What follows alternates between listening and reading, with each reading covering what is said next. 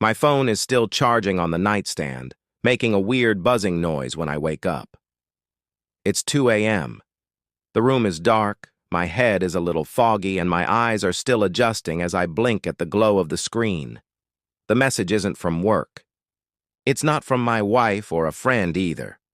For a moment, I panic. Maybe she's locked out, maybe I need to go get her. But after reading the message, I just pack my belongings and leave. I've already used up all your funds and credit. I'm starting a new life with my 21-year-old soulmate. Bye-bye. I read it twice, not because I don't understand it, but because it's so ridiculous that my brain takes an extra second to process it. I don't sit up. I don't throw my phone. I don't yell into the night like some heartbroken husband. I just stare at the TV, letting my thoughts replay every small moment from the past year that led to this. I should be angry. I should be devastated. But oddly, I'm not. Because deep down, I already knew. Not that she would do it this exact way, this bold, this cruel, this absurd. But I knew.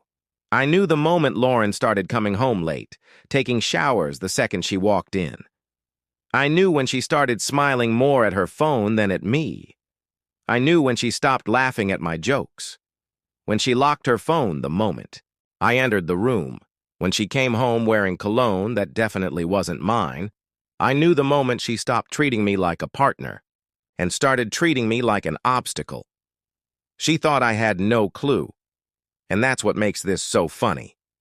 I let out a deep breath, the phone falling onto my chest. You know that moment in chess when your opponent smugly moves their piece thinking, they've won, only to realize too late that you saw it coming 3 moves ago? That's exactly how I feel. Lauren thinks she just pulled off the ultimate betrayal, that she's left me broken, humiliated, but what she doesn't realize is that I've been 3 steps ahead this entire time. I don't tell her that, though. That would be too easy. Instead, I type 2 short words. The best. Then I roll over and go back to sleep. Because tomorrow is her real nightmare. See, the thing about betrayal is that it never happens all at once. People like to pretend their partners changed overnight. But that's a lie they tell themselves to avoid admitting the truth, that they saw the signs, that they ignored them. Lauren started pulling away months ago, maybe even a year. So I made a plan, while she was busy sneaking around, thinking she was outsmarting me. I was already setting the pieces in motion. The first thing I did? I moved all my real money. Lauren thought she was clever, siphoning small amounts from our shared account, thinking I wouldn't notice. I noticed everything, and I let her do it. Because while she was busy draining what she thought was my only account, I was building an entirely separate one, offshore, untouchable. The second thing I did, I opened a small nest egg account in her name, the kind that triggers automatic IRS notifications when money enters. And the last thing I did was make sure the only funds left in our joint account were flagged for fraud. So when she sent that smug midnight text, thinking she had left me broke, she had actually just committed financial fraud against herself, because the best kind of revenge is letting them think they've won. I can already picture it. Lauren, lounging in some fancy penthouse, sipping champagne with her soulmate, Jordan, the 21-year-old fitness bro who probably calls everyone bro. Thinking she's finally free, thinking she's finally won, unaware that everything she's celebrating with isn't hers. That penthouse? She didn't buy it. I put it in her name and set it up so that the lease payments were never processed. At exactly midnight, the security system would register her as a trespasser, and at 3 a.m., the lights, water, and Wi-Fi would shut off. She thinks she drained my money. She actually drained hers. Every dollar she transferred, not mine. A fake account. Under her name, which means when she wakes up to the sound of pounding on the penthouse door, it won't be me coming to beg for her back, it'll be federal agents. And now, she'll finally understand. At 3:01 a.m., she'll receive one final message from me, a single response. Checkmate. When Lauren is taken out of the penthouse, kicking, the remains of the woman who believed she could ruin me, I look at Jordan and start yelling like a reality TV star who just learned she's being voted off the island. Jordan, who is youthful, muscular, and completely useless, is still standing there staring.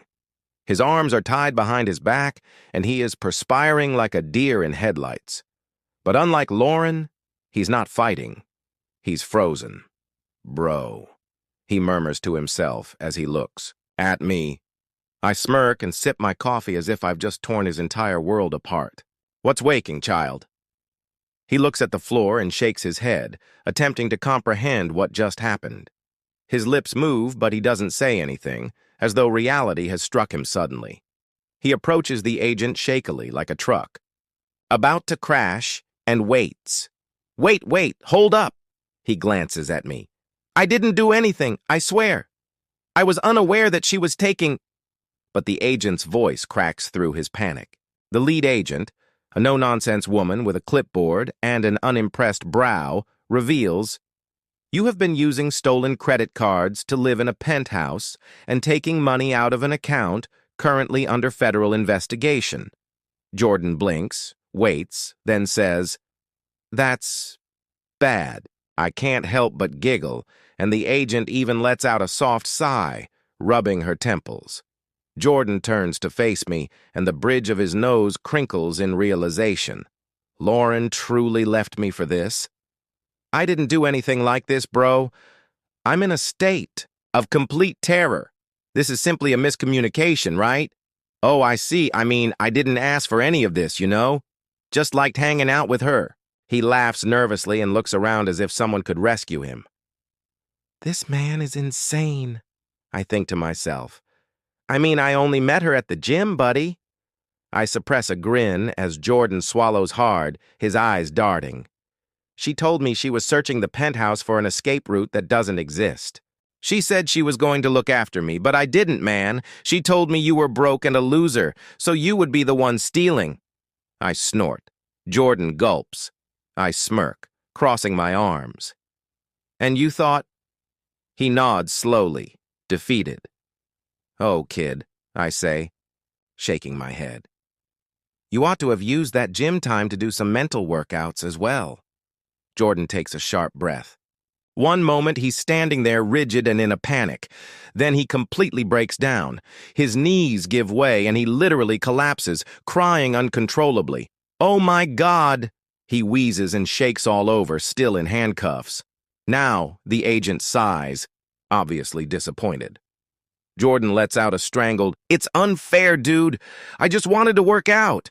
His high-pitched whine almost makes me feel bad. Almost. Tears drip down his face as he completely loses any sense of the macho masculinity he presumably spent years building in the gym. I don't want to go to jail, man. I blink. I didn't even like the guy, but now he's got raccoon eyes from his tears and mascara of desperation. She was attractive, man, Jordan hiccups, but damn, when I think about it, she was talking about her ex-husband all the time. She was beyond crazy. That's rough, buddy, Jordan sniffs, and I let out a low whistle. Furious, man. I didn't even enjoy traveling, but she kept saying we would go to Dubai and charter a yacht or something. I had no idea how we would pay for any of that. Jordan hiccups again. I raise an eyebrow. And you didn't question it? At all? I didn't believe she was a criminal or anything. I just thought she was a strong, independent woman. The agent lets out a laugh. This time it's genuine. She taps her clipboard impatiently. Mr. Walker, she says. Jordan shakes his head. Are you implying that I was unaware of any of the dishonest financial activities? No, man. I hardly even looked at my own. Bank account. She just gave me a card and said, "Here, honey, use this." He sniffles.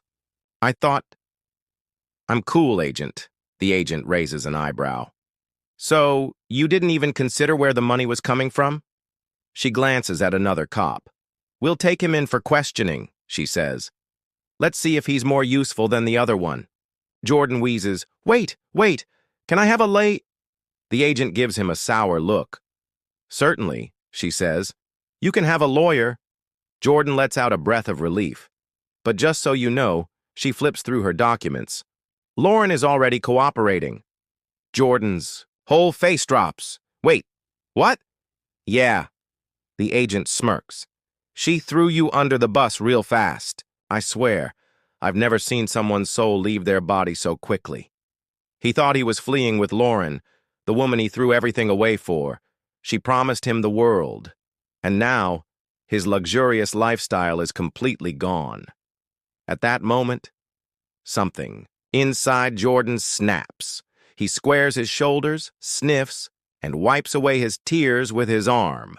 Then, in a voice that's badly broken, he murmurs, Okay, you know what? I want to talk. The agent smiles. Of course you do. I shake my head and laugh.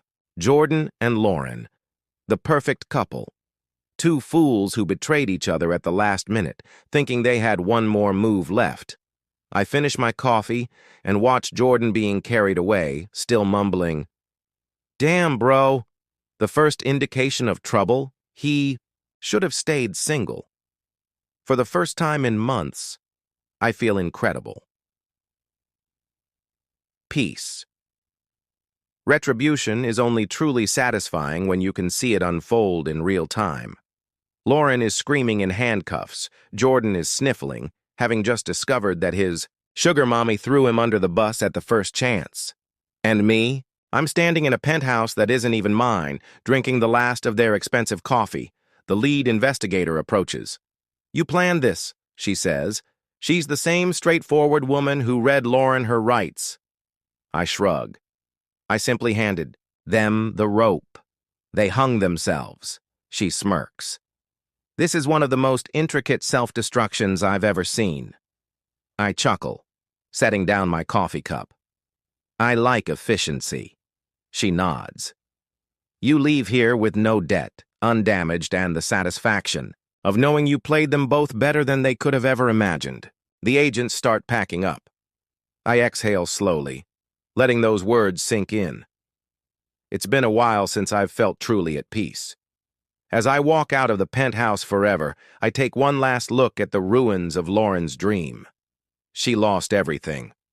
And me, I smirk, step into the cool night air, and breathe in my newfound freedom. Checkmate.